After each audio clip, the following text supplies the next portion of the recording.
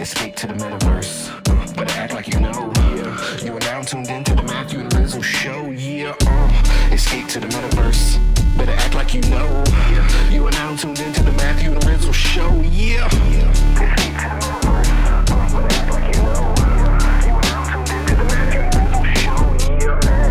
Escape to the metaverse. Better act like you know. You are now tuned into the Matthew and Rizzle show. Yeah. Can you hear me? Yeah, man. What's going on? Yeah. What is good, dude? What's up, dude? How you been? Good, man. Coming off, Bender last week, but right into a beautiful weekend. Like, finally, a nice little chill week on our end. Nifty's doing some work, so focusing on that and, enjoying the coffee, enjoying the transition to much better weather, basically. Yeah. Oh, yeah. Same on my end, man. I feel like I needed a week to recover, like we were saying, after going to NYC and then a few other things on the back end. I'm feeling back on top of things and everything.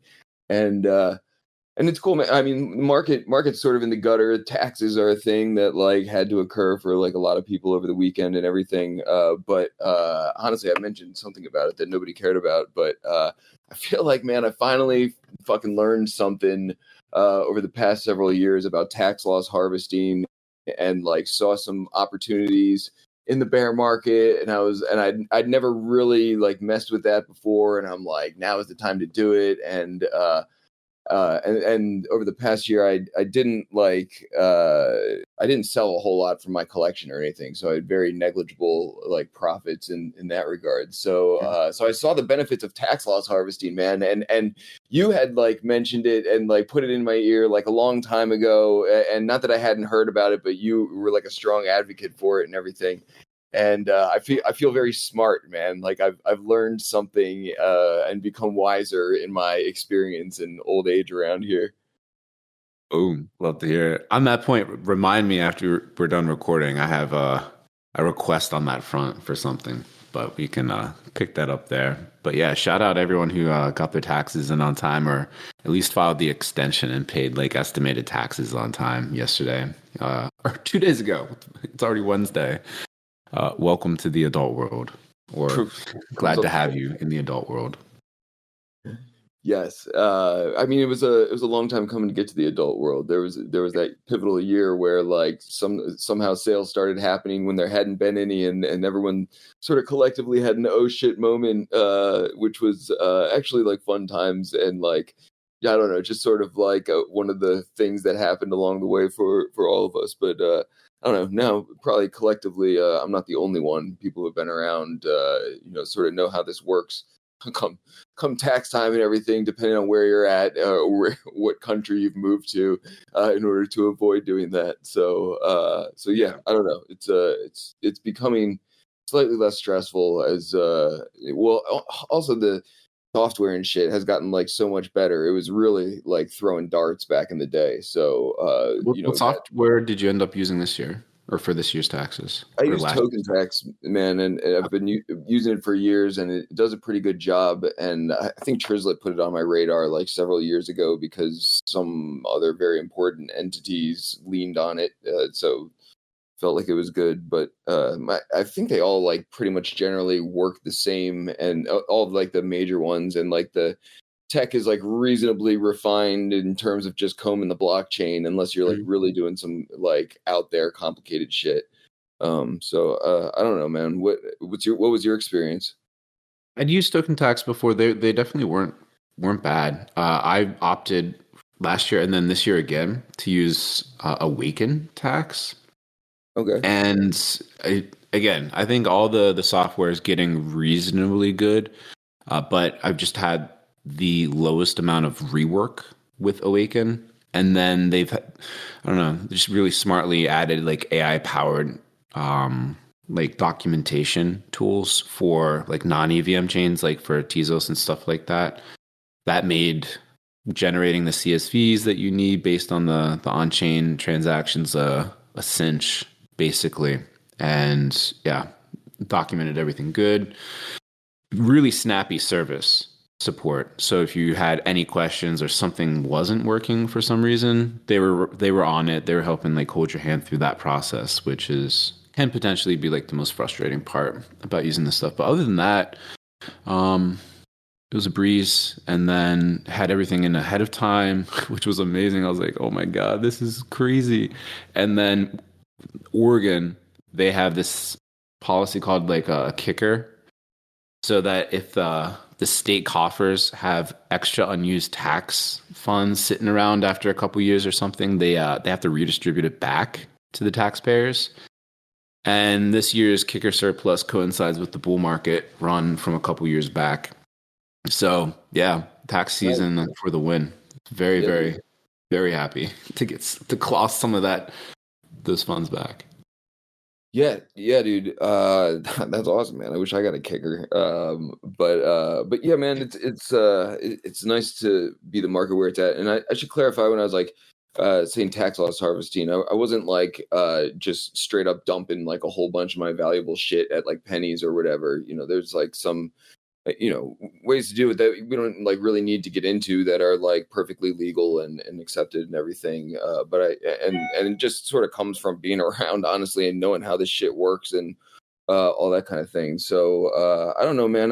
This is not a territory that I knew, that I was sort of forced to educate myself in. And I'm glad that I did, even though it's like a pain in the ass to keep track of and all this shit. But I feel like much more mindful of and peace of mind, sort of knowing how to maneuver a little bit better now. Yeah. And it's like you just stack these learnings across the years. It makes it less painful, less daunting. Honestly, like the mindset for taxes is that anyone should be able to do this like by themselves in theory, right? And then for us, just having extra tools that are in our toolkit to take care of this. And again, like using an account. I always use an accountant just regardless, pass them over everything, and then they take care of like the final mile or whatever. But yeah, it doesn't have to be super stressful. And the benefit of some of this tax software too is like through the year, as you're going through, like I do it quarterly, just kind of like refresh your wallets and then see where you're at. Sometimes it helps identify, like, again, like some of those tax loss harvesting opportunities. Like if you had a big sale at a certain point in the year, you can offset those gains by selling some things you paid a lot of money for back in the day that may not appreciate ever up until that point. So you can kind of lock in a lot of those profits more. But yeah, it's kind of fun, to be honest. Said no one ever. It is kind of fun, and there's the interesting thing is you have the opportunity to like sell at the bottom, but if you still want those things, you can buy back in at the bottom and sort of start fresh in a way and everything. Yeah. So the whole way to maneuver is a constant learning process. And I don't know, can probably get better, but I don't know. It's when I start nerding out at things, like intrinsically, I tend to get better at them, and that was kind of fun to see the results of taking a few stabs at it this past year and everything. Yeah, for two things. So Dragonite, we probably need to throw in like a NFA DYOR interstitial right before we start talking about this, just in case. Not financial advice. Second thing is, like as you're doing this and like using this software, it's like, damn, like we're not too far away from a near perfect solution. And if there's any savvy governments out there listening, like, oh, how can I get my hands on some of these crypto gains? Just like literally make our lives easier paying taxes. And you should realize that paying crypto taxes should, in theory, be the easiest thing in the entire world. So like for folks that need to pay crypto taxes, make it easy for us and also give us a discount because it's easy for you to get those funds, my friends. So yeah that's a PSA for all the government officials. Taxes are such a nightmare, man, and I feel like they really don't have to be in a streamlined way to just pay. Even if it was just crypto taxes, man, would just like be so less like just a weight off my mind, because that's where all the most complicated things come from, like every single year. Even though I'm getting better at it and everything, but it's just a headache. So yes, dude, I would like to co-sign on that statement request from fucking anybody who has any pull. So what else you been up to, man? We got a cool whip coming up this week. We had a cool whip last week, man. Thanks to Fabiano and Patrizia, like hooking it up with the game that they had set up that turned into a pretty dope scavenger hunt. But this week, man, you've been primarily in contact with Metageist. I don't know how much we want to reveal, but yeah, man, feel free to give people like a sneak peek on what to expect. Yeah, real quick with last week though, because it's been a while since we were in Sandbox, and Fabiano has really been focusing on building out experiences in Sandbox. And we had like a Italy roof run game where we did exactly what the name implies. We jumped up on some Italian style voxel roofs and we're jumping around trying to collect coins for prizes. And yeah, it was during the dry run and practice at the beginning of the week, just trying to like, get the lay of the land before we get the whip day on Thursday. I was trying and failing terribly to run around and jump on these roofs. But luckily, I think Fabiano made some tweaks. He made some of the roofs a little bit less slippery. So, maybe for me, maybe for others. Huh? It was treacherous. Yeah, it was treacherous up on those roofs. But the whole experience was pretty much better than I was anticipating. I really, for reasons like with Sandbox, like the years and years in development, I don't even know how many like quote unquote pre-sales they've run. It's like one of those projects where it's like had a lot of potential, squandered it a lot, and then just seemed to be in beta or like developing or not ready for prime time for a while. But that gameplay was pretty fun, not gonna lie. And then I did like how Fabiano was able to kind of restrict access to the gaming space until we were all there live, and then he opened it for everyone at once. Yes, I thought that was a nice touch. Like there some nice things about that gameplay that I was like, okay, maybe Sandbox is another one of these worlds that are back in play again for us to consider and to work with artists and game designers at this point. We should probably call them to do future whips. So I was pleasantly surprised with that.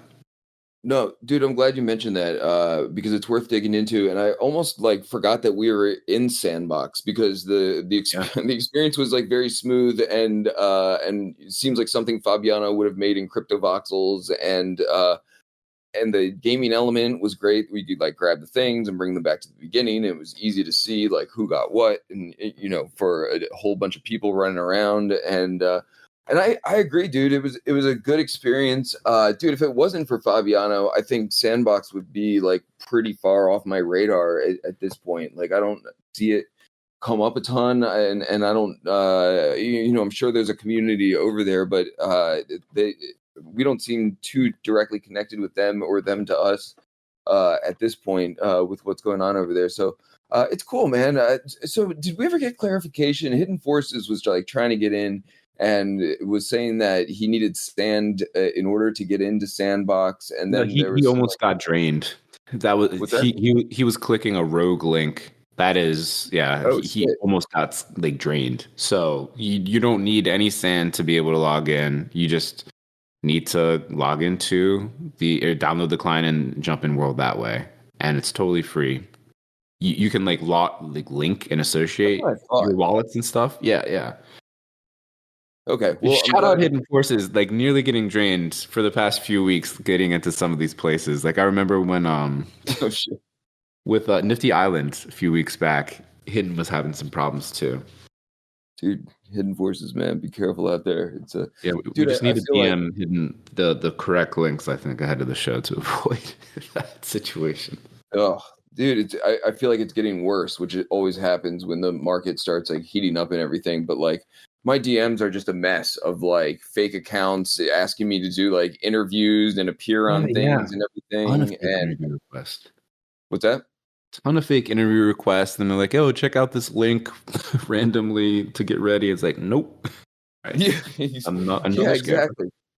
Dude, it's like just crazy the amount of like landmines out here, and I don't want to like stir rumors or whatever, but I feel like I saw something about someone getting baited into something on Warpcast the other day within a frame that linked them to something or whatever that was malicious, or like gave someone access to post or something that they weren't aware of, or some shit, man. And again, I didn't dig enough to like really confirm or deny what like exactly happened, but I'm that's like always been like a point of concern of mine, or like a the ease of like dropping links and clicking through links on there is I don't know, man, gives me like anxiety, and I find myself like, even with like accounts that I know, like double checking that a bot hasn't taken them over, or like some fucking really weird shit isn't going on,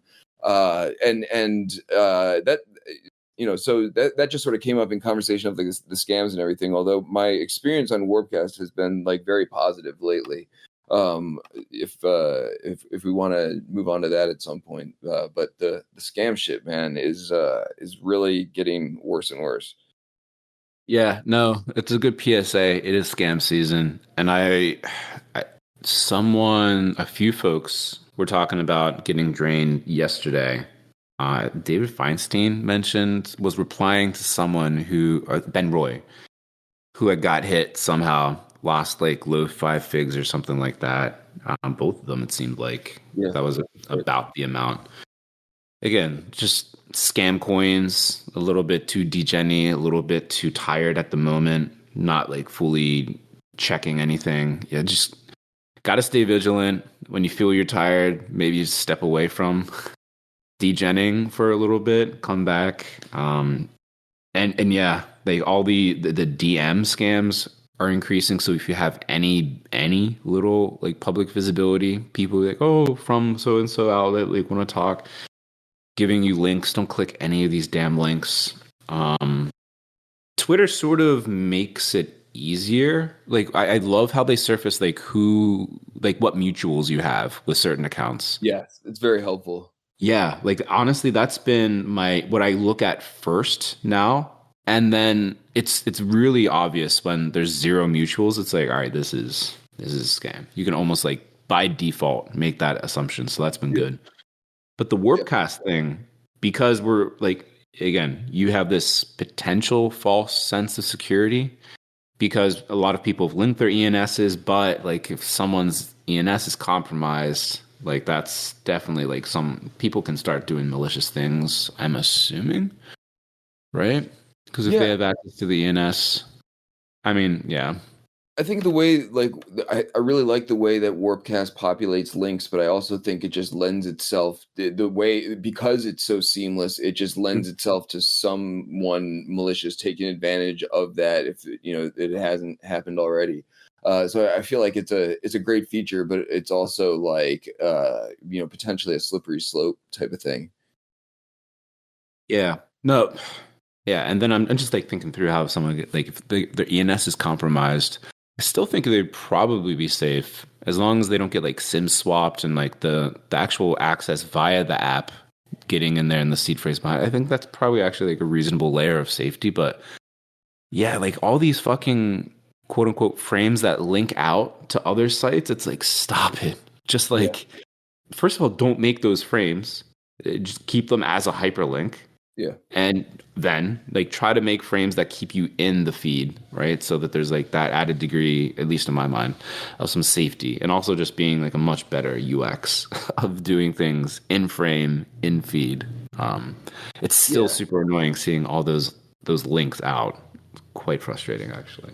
No, it's like, and then it's like basically the purpose of the frame is to be a hyperlink, like at that point. So what is the point of having a frame around it?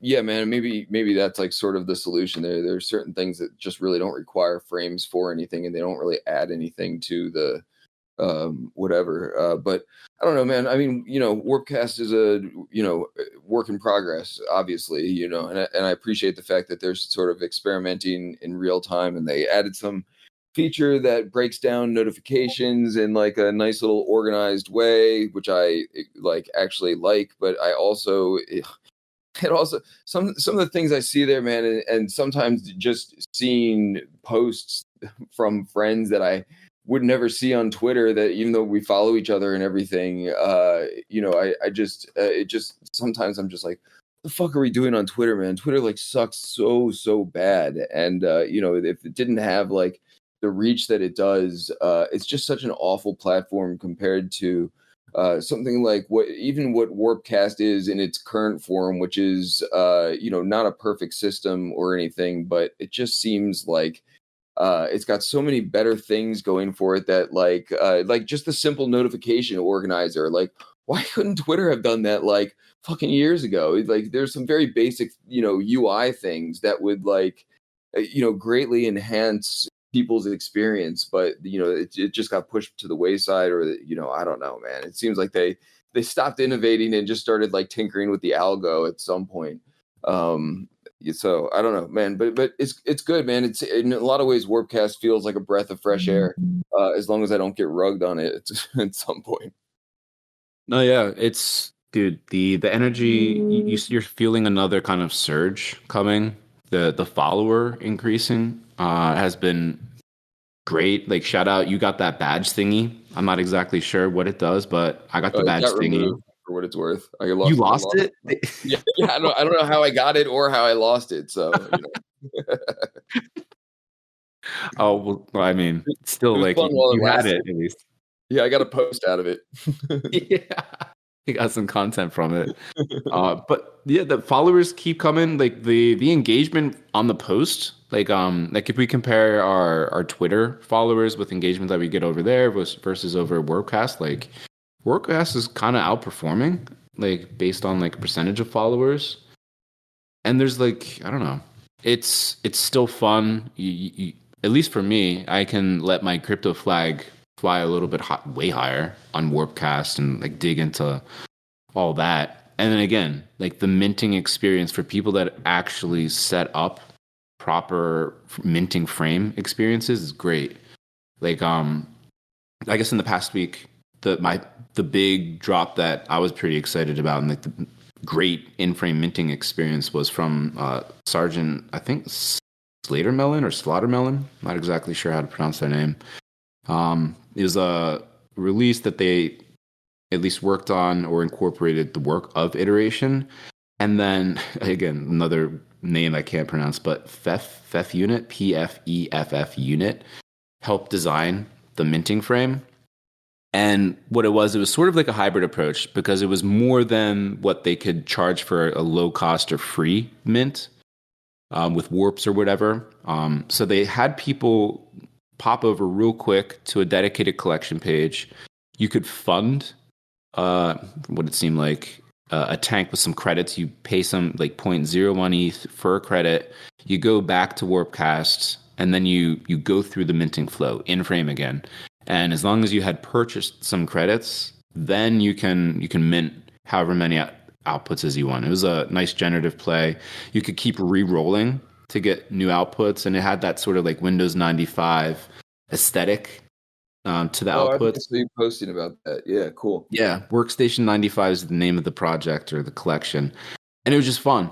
And then like if you had those credits, it was an easy minting experience. And in my mind, I'm like, damn, I would love to fund a tank that could be used on any in-frame minting experience so that you could pay more money for things heading forward. But jumping on a call with Feff Unit today just to talk about the nuts and bolts of how we got that minting frame together, because that was also a fun minting experience.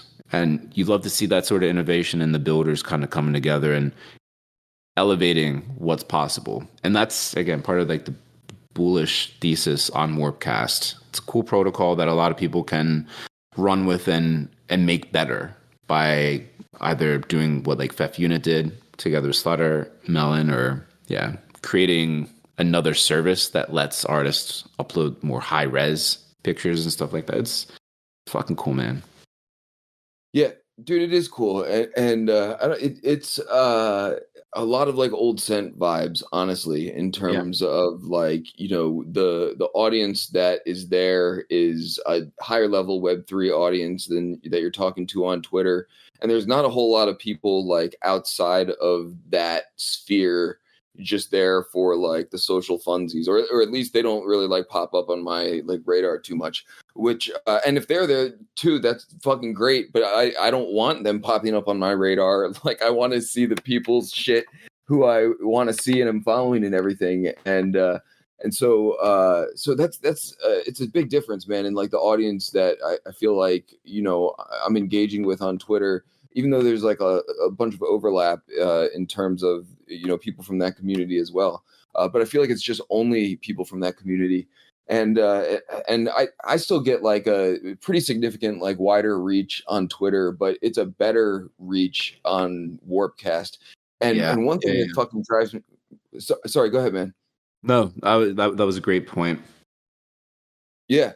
But the one thing that I feel like I do almost get equivalent reach on is when I post links to exterior platforms or something. Like, you know, I've been just doing some experiments, you know, with the WIP YouTube channel, you know, and as I'm posting videos, sometimes I'll post one on Twitter, sometimes I'll post one on Warpcast.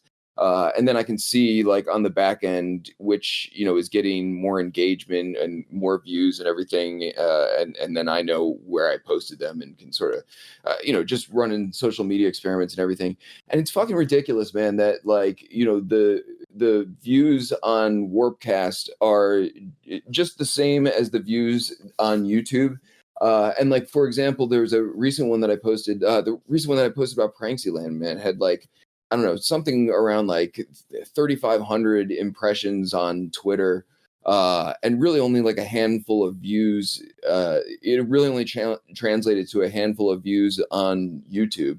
And if I post something on Warpcast, you know, I'll get a handful of likes, I'll get a handful of like recasts or whatever. But really the views that are generated from Warpcast are about the same, and like in some cases even better than the reach that I'm getting posting them on Twitter, when in theory they're going a lot farther. But like, I don't know, something is, you know, people, I don't know, something's like fucked with the algo over there. And then on top of that, man, I feel like, and I feel like this has actually been confirmed, but it sure feels like it if it hasn't been, that like Twitter sort of nerfs your like algo experience if you post too many exterior links to things. And so, you know, not only does it sort of suppress that initial post, but you sort of get penalized moving forward if you do it too many times. And so like, I'm like, you know, I got a lot of links to fucking cool shit, man, that I, you know, have to find creative ways to post on Twitter. Like, you know, when we post stuff for the WIP each week, and there's direct links to Meme Explorer's Discord and Hyperfy, you know, I have to put that in a separate post that's like linked to it in order to like, you know, so they don't get totally fucked by the algo. And there's all this dumb shit that you have to do. And it's really nice that on Warpcast, I can just like post a cool link to something somewhere that I genuinely just want to show people and not have to worry about like getting screwed by the algorithm or like people not really seeing it. Like, you know, I'll be able to post my next post just fine, even if it's another link somewhere or something. And to not have to play this like fucking bullshit like algorithm game.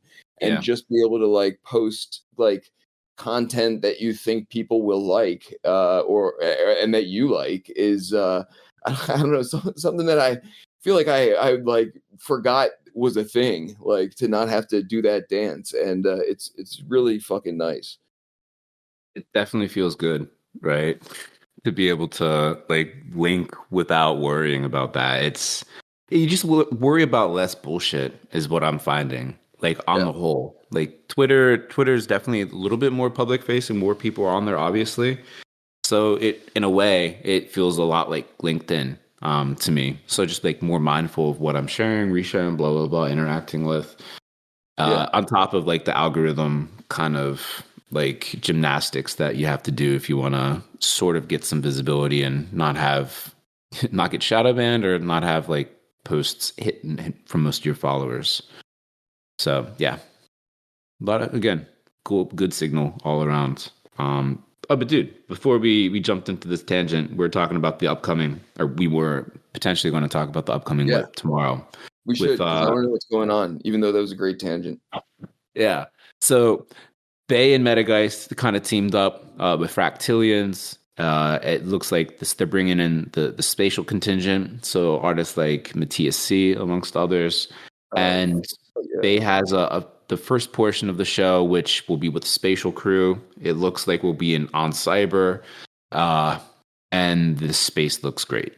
That's all I know there. There's probably going to be a little bit of a roundtable, looking at some really cool activations in world. So if you are a fan of what Bay's been doing on that front, working with like Mesh Fair and all that, definitely swing through, because I'm sure she's bringing some fire. And then, in honor of the upcoming halving, Metageist has crafted a brand new gaming experience in Nifty Island. I think he's still putting some finishing touches on right now, but he has some avatars or wearables that he's giving away, some other prizes, and just a whole new gaming experience that is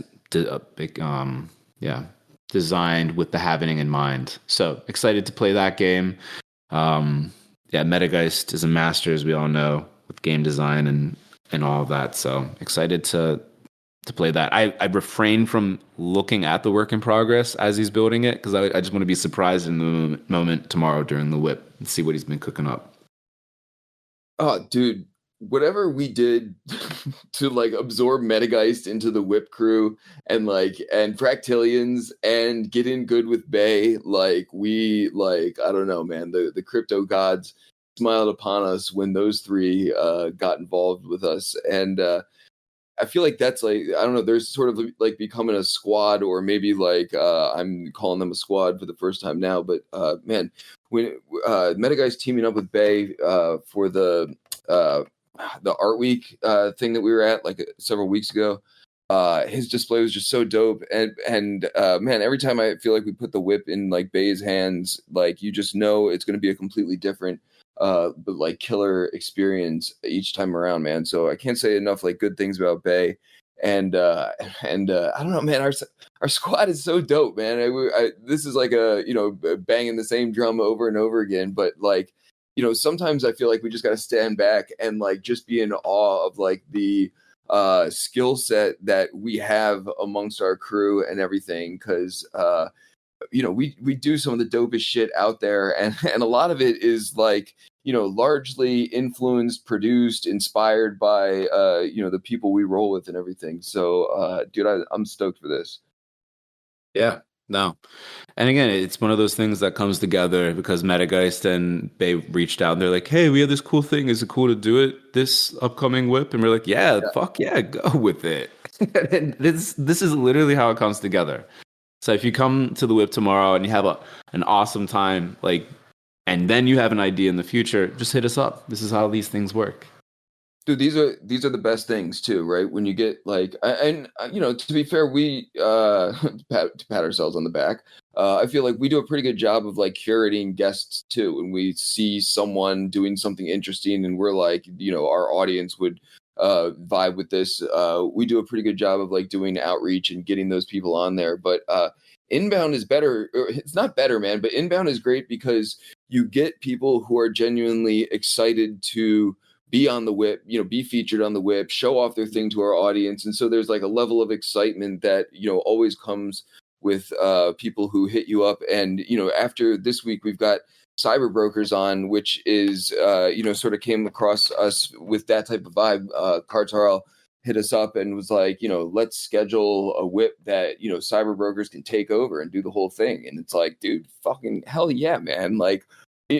Almost unless you're some really sus scammy project or some shit that we've never heard of, people who are doing awesome shit who want to stage and want to hang out in front of our audience and do cool shit, like you said, man. That's what this is made for. So yeah, just co-signing what you said, man. If people like what we want to do and want to get on the calendar and do something awesome with us, the door is open.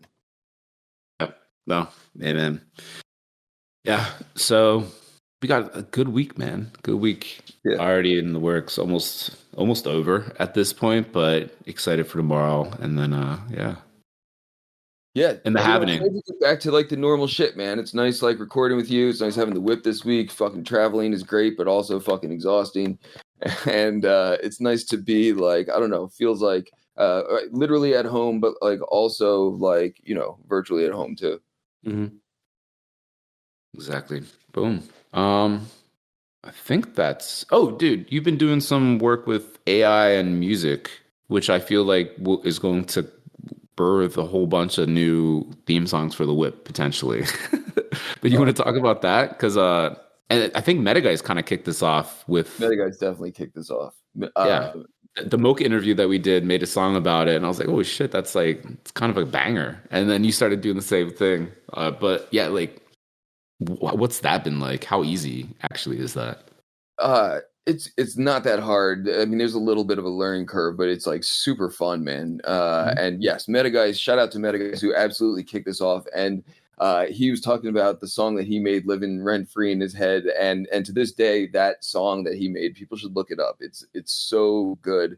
And you know, somewhat self-indulgent because it was inspired by our conversation and everything, but it's also like inspired by the WIP and just like captures so much of the essence of like all of our shit, and it's got like a silly, catchy, upbeat like vibe. But dude, when I saw that, I was like, dude, that is incredible, man. It just like blew my mind that could be like conjured up, and it was good, right? Like you said, it's a banger, man. And with lyrics and a beat, and like, you know, he chose the genre and all this stuff, and I was like, dude, that level of customization blew my mind. So I immediately started like fucking around with the program suno.com, suno.com. And it's just super fun, man. I made a Matt song. You can literally type in any genre that you want, and it'll, you know, carve up some lyrics for you based on the prompts you type into it. And so how long can the prompts be? Like, how much can you feed it of whatever? There might be a character count, but I haven't hit it, man. I basically just been like, I did a bunch. I slid into Dragonate's DMs with one for him and Foxy Yoga, Brookhawk, a few other people. There's like a daily amount of credits that I've been burning through pretty quickly. So I been staggering them out, but I'm down to make theme songs. It's pretty fun. But yeah, with not much, it can do a lot, man. I made a Meme Explorers anthem, and I basically just copy pasted some information from their Twitter and like added some jargon that I know they're working on for their season 0, and just hit generate lyrics. So I assume you can add like a whole bunch of shit, but then when you hit generate lyrics, it'll spit out something that is like appropriate, for a song or whatever. Or it will just read your own lyrics if you wanted to do that, but that's not my specialty. I'm like, just spin up some shit based on this. And man, dude, the one of that I made for you is one of my favorites, man. It like really came out good. And with a lot of them, there are like some subtle flaws in like pronunciation that you can tinker with like modifying the spelling and that kind of thing. But so they're not perfect, but they're pretty fucking good. So yeah, man, I feel like anytime something like this like really grabs my attention, I feel like it's the start of something like very interesting. Just the potential of this technology, being unlocked, and was making everything. I made a WIP like folk song that just messing around with different genres and seeing like what it would come out with, and I'm like, dude, this is a pretty fucking good folk song. Like, it's like, so I don't know, man. It's really just fun. I'm not doing anything very serious with it, but it has grabbed my attention just because all the AI stuff is like really fascinating to me. And this is like a really interesting like combination of a lot of the technologies sort of packaged up into one thing, seamlessly, instead of having to like, generate the text and then you generate the beat and then you all this shit and then like combine the whole thing. So it's exciting to see the tech progressing where you're getting these like packaged products that are like a hybrid of all these different AI tools in one, just sort of doing it for you. So that's what I'm all about, man. I don't want to make high effort songs. I just want to punch in some prompts and put it to a sick beat. Low effort songs for the win. Oh, that was awesome. As soon as I listened to it, it just put a huge smile on my face too. I'm like, oh, this is dope. It's so good. Yeah, man. So, look out for Rizzle Fest theme song coming up. I haven't made it yet, but that, it's inevitable. Anyone else it really wants one, slide into my DMs. I'm genuinely enjoying it. So yeah, I don't know, man. That's about all there is to it. Is me tinkering with weird stuff and having a good time. Awesome, dude. Well, probably a good place to wrap up there. And for everyone listening in, thank you for listening to the end, and see you at the WIP tomorrow. Hell yeah. See y'all. Boom. Later, man. The NFA DYOR at the beginning should be fine. Other than that, I think we're fine. I think we're fine. Yeah. Okay, cool. Unless, Jago, if we're not fine, let us know. Yeah, it's on you, man. It's all on you. Bitch. All All right. Later, Later, y'all.